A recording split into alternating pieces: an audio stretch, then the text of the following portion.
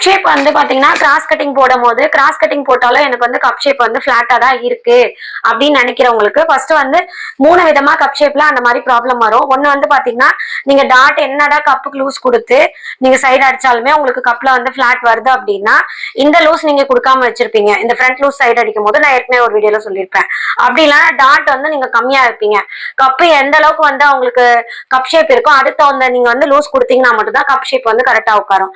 இன்னொன்னு வந்து cup cross கொடுக்கறதுல சில பேர் மிஸ்டேக் பண்ணுவீங்க. அந்த மிஸ்டேக் வந்து நீங்க கரெக்டா கப் ஷேப் வந்து அவங்க கப்புக்கு தகுந்த மாதிரி இப்ப கப்பு வந்து ஃபேட்டா இருக்காங்க இப்ப 38 சைஸ் 32 சைஸ் 36 சைஸ்னா ஓகே. இப்ப 45 எல்லாம் இருக்காங்க அப்படின்னும் போது அவங்களுக்கு கப் லூஸ் வந்து நீங்க அதிகமா கொடுக்கணும். அதே மாதிரி சைடு அடிக்கும் போது இந்த ஃப்ரண்ட் லூஸும் அதிகமா கொடுக்கணும். அதே மாதிரி நீங்க வந்து கிராஸ் போடும் போதும் நல்லா ஃபுல்லா கிராஸ் போடணும். சோ ஃபுல்லா கிராஸ் எப்படிக்கா எனக்கு கண்டுபிடிக்க தெரியல அப்படின்றவங்களுக்கு இந்த வீடியோ. ஃபுல் கிராஸ் வந்து பாத்தீங்கன்னா இது வந்து நார்மல் கிராஸ். நான் இப்ப வந்து பேக் கட் பண்ணி எடுத்துட்டேன்.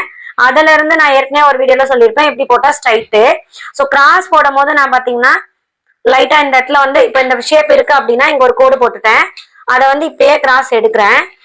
ஸோ இதுதான் வந்து நான் நார்மல் கிராஸ் போடுறது. ஸோ ஃபுல் கிராஸ்னா வந்து பாத்தீங்கன்னா நல்லா வந்து ஸ்ட்ரைட் பொசிஷன்ல இருக்கணும் அந்த கார்னர்ல. ஸோ இப்படி நம்மள பார்த்த மாதிரி லைட்டா தான் நேரா இருக்கும். ஸோ இதுதான் ஃபுல் கிராஸ். இப்படி போடும் போது உங்களுக்கு கப் வந்து நல்லா லிஃப்ட் கொடுக்கும்.